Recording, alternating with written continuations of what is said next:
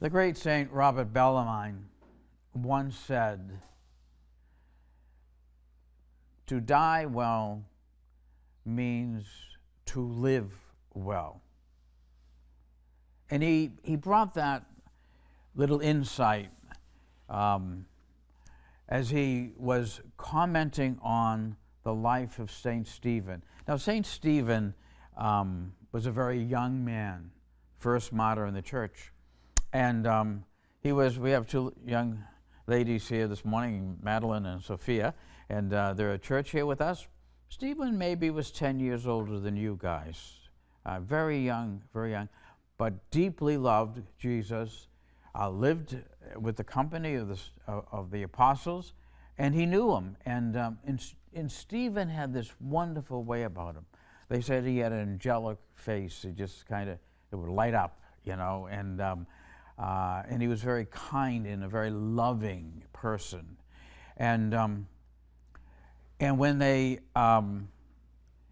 challenged him, Stephen preached the truth about Jesus being God and the Father, and that and he was giving them the message. Well, they didn't want to hear it.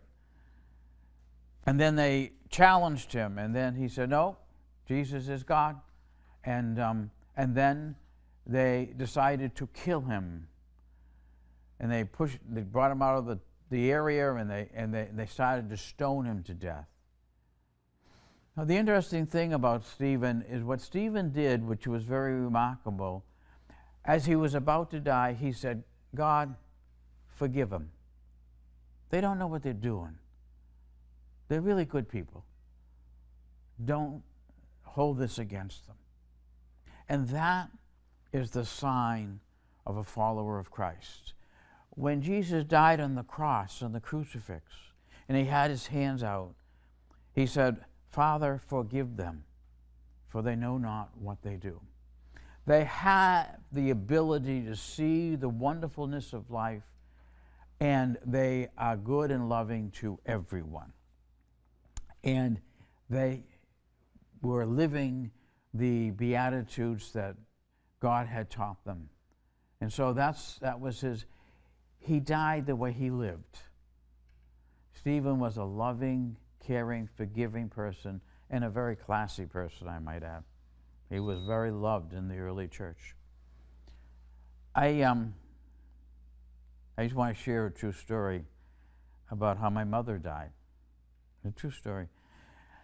Not long before she got seriously ill, she got an infection, and they said that she'd have a month to live. It was terminal. And we, the 6 children, kind of kept vigil around the bed every day because she couldn't come home from the hospital, so she had to stay there. And she was in and out of comas and consciousness, but we knew she was dying. And then the doctor said to us, "Your mother has a week to live." So my sister and I were there standing on each side of the bed, and I said to my sister, I said, "We should tell Mom she's dying." And my sister, who's older, Barbara, I just cherish her. She said, "Yes, you should tell her." And I said, "No," I said, "You should tell her." And I said, "You're the sister." And I said, "And priests don't like to tell people they're dying." And so with that, we went on with this back and forth. And she was sleeping or in a coma, and she was there. At least that's what we thought. And we're going back and forth like, what do we do? And this is a true story. She opened her eyes. She looked at her sister and smiled. She looked at me and smiled. And she looked back at my sister and said, "I'm dying. Bye-bye." And she looked at me, she said, "I'm dying now. Bye-bye." And then went back to sleep.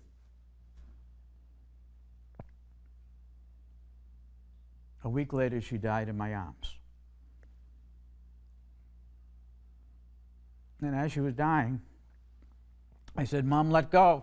Just let go." She was chain stoking in the breathing. I said, "Just let go and go to Jesus. He's there." And she could see him. He said, just go. And he took her last breath. and she died in my arms. One of the greatest gifts a priest can have is to be at the deathbed of their mother. That doesn't always work that way because of our work.